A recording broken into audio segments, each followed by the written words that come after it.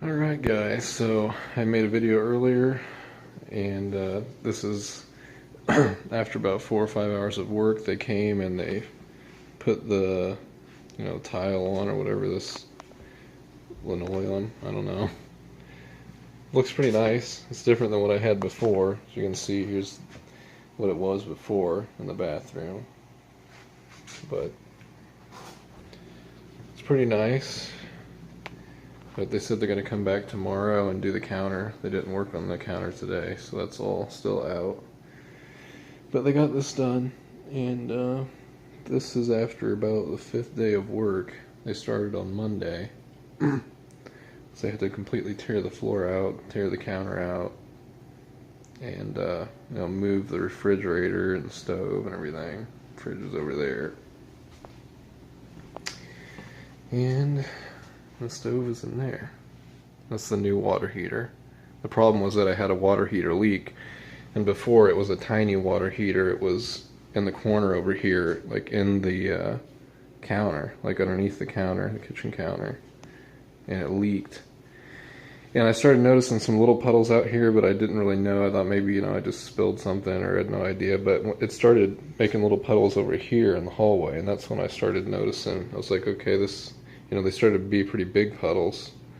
And so that's when I called the landlord, and I was like, I might want to get this checked out. I didn't have any clue what it was coming from. But anyways, I guess the damage was pretty bad to the floor. But yeah, actually, I think that I noticed the leak like maybe a couple months ago. So this has been a thing for a while. I informed the landlord. It took a while to get the plumber here to look around. He found out what it was, and there was like mold all in the under the counter where the water heater was. And the plumber came after a while. After he checked it, they came back. He put the new water heater in there and tore out part of the counter that was moldy and stuff. And that's when you see the videos before, that section was cut out and everything.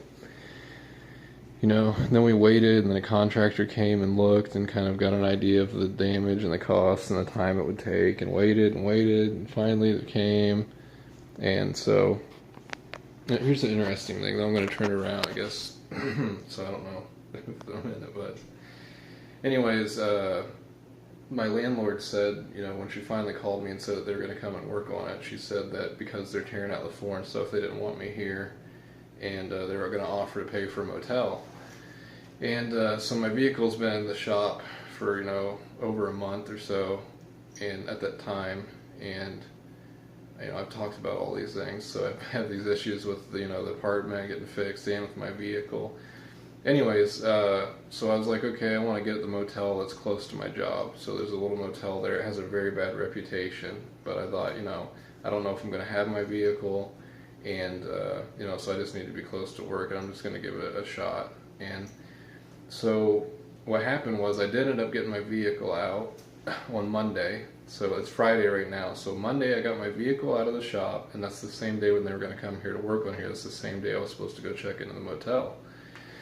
Well, I got my vehicle out after paying $600. I got a new fuel pump, a new windshield, because the windshield shattered when the mechanic drove it. The hood popped up and shattered the windshield, so I had to pay for that, for a new windshield. And a new fuel pump, that was like $175, which was a lot cheaper than what he was originally saying. He also put in a new crank sensor because the check engine light came on, and that's what it read as, a crank sensor. Well, the problem was that my vehicle was stalling randomly, and sometimes I had a hard start. Sometimes it didn't want to start, and then when it did, it would stall, like not too far after driving, a block or 2 blocks away. Sometimes, it would not stall at all. Sometimes it would start up right, so it was kind of just random. And that had been going on for a couple months, 2 or 3 months. When it first started happening, I let it go for a while. And finally, I started getting worried about, maybe it's just going to stop and never start again. I need to get this fixed. And so I took it to the mechanic and industry. He didn't really experienced these things with it. He didn't really know what to do or whatever. He suggested to get some, fuel treatment. He thought maybe it was bad gas. And I did that. It didn't help. I took it back to him. Then he thought, well, maybe it's the fuel pump, but he wouldn't be able to put it in because he didn't have the tools and stuff at the moment. So I was like, okay, then I'm going to go to the mechanic that's closest to me where I live and try him. And so it'd been there for a while. That's when the windshield thing happened. And so I got a fuel pump, a crank sensor, after it being there for like a month. I got it out Monday. I paid $600. And first thing that I noticed was that the gas was saying that it was completely low, completely out. And I had filled it before I took it to him. So I was like, okay, whatever. So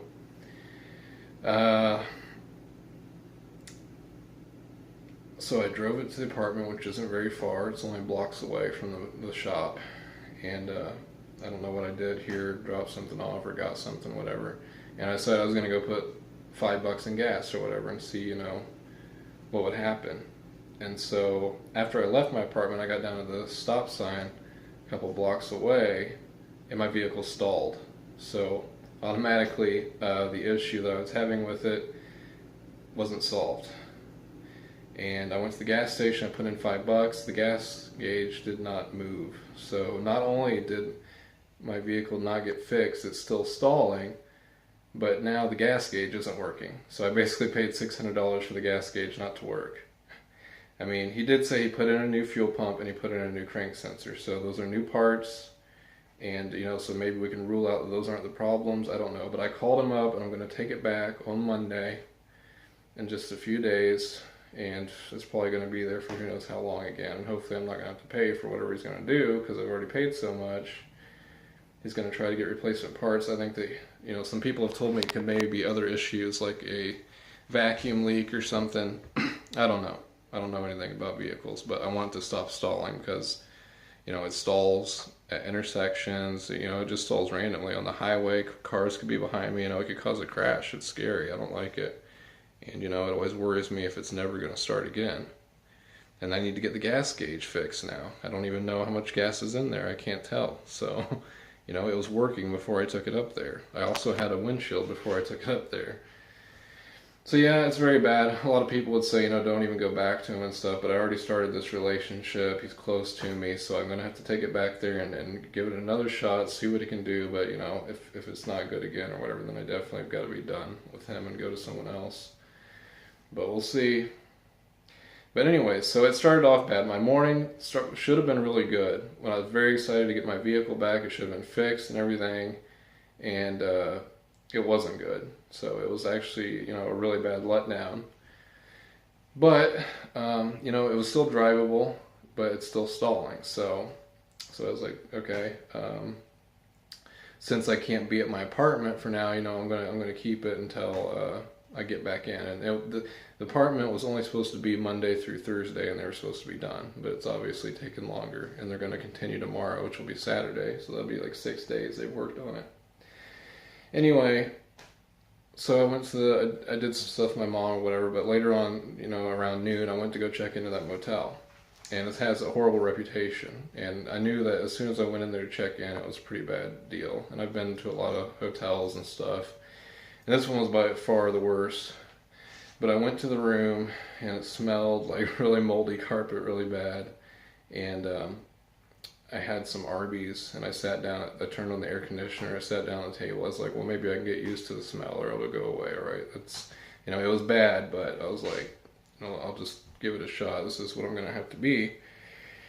And and he gave me, the person at the motel gave me a bottle of water because they don't have a pop machine. So he said, he gives out bottles of water for free or whatever. I was like, okay, whatever. So I sat down at the table to eat this Arby's that I had, and I had that bottle of water sitting there. And the next thing I noticed a bug on the bottle of water, and it was a cockroach. And so at that point, I'm having a really bad day, and I'm like, there's no way. I'm not going to stay in this hotel for the next 4 days or whatever, No way. And so I knew that I had my vehicle, and, I asked my mom if I could stay with her, and, in a town 20 minutes away. So now I'm going to have to drive back and forth to work, and not only that, but my mom doesn't have a bed anymore, a spare bed. So I had to sleep on the couch or on the floor. I slept on the couch, which I actually got used to. But still, you know, it's not my bed. And it's not like a big couch either. It's like a love seat. And she did have a bigger couch, but she, you know, she sits on it and everything. So, but anyways, you know, I made it work. But, you know, I was very ready to be back to my own apartment, my own bed. And I haven't showered. Not that I couldn't have showered at my mom's, but I thought, you know, I'd just wait. So I'm really excited just to get clean. I feel dirty, you know, sleeping on a couch. And anyways, you know, I can't really complain. There's a lot that's going good for me. I've got a job. I've been working every night, and that's, you know, kind of stressful too. It's good because I don't have the money when I get paid, but, you know, it's like nothing slows down, and, you know, I'm worried, am I going to get sleep from all the stress and everything, and I'm going to have to go into work, working late nights. Anyways, blah, blah, blah. So the apartment's hopefully going to be done tomorrow, so that will all be good, and that'll be away with. And then, you know, a couple more days, I'm taking the vehicle back to the shop. And that's probably going to be there for a while. But I've already been walking back and forth to work, so, you know, I'm blessed that I live close enough to work to walk there, but I'm glad. You know, I'm just... You know, the thing that upset me about the vehicle too, and even the apartment, but more so the vehicle, is that I called the mechanic like every week, and he's like, yeah, it should be like done by the end of the week or whatever, of course, you know, and I was looking forward to it, expecting it to be, and then it wasn't. You know, and then the next week I call him, yeah, it should be done by the end of the week, and then it wasn't, and then so I just kept, you know, getting delayed, and so I wasn't able to like mow for my cousin and stuff, you know, make extra money that I was doing. I'm stuck here. I can't, you know, do anything really. I'm just in town. And anyways, blah, blah, blah. I know I sound like I'm complaining a lot, but it's just been a little bit stressful. So I just thought I would share that. That was a really stressful day for me. I thought I was going to have a panic attack because, you know, I got $600 and my vehicle is still the same except for the gas gauge isn't working. And then, you know, going to that motel and having like the worst experience there. Well, I checked out. I called my landlord and I was like, well, can we go to a different motel or whatever? And she's like, well, the check's already written out for it, and, you know, I don't think there's anything we can do. Well, later on she told me there was another motel in town that I could have stayed at that would have been better probably, but but at that time I was just like, no, I know, you know, what my mom's is like and everything, and I'll just go there. And so, but yeah, that was just a really stressful day, but, you know, I've made it, and thank God, just, you know, persevered through all this. So I've had a lot of help and support from you guys too, and prayer, and so I appreciate everything you guys have helped with, and I'm just sharing this. But yeah, of course I want to get back to the Bible studies and everything, but I'm just focused on getting some of this stuff taken care of, at least getting the apartment back to where it should be, and that's going to make me happy for now, and just being able to sleep in my bed again. I was able to this morning. I came home from work this morning, and this is my first time back here, so. Anyways, just keeping you guys up to date on that, and then I'll share with you when the new counter gets built. And this video is probably way longer than it should be already, but God bless, guys. See ya.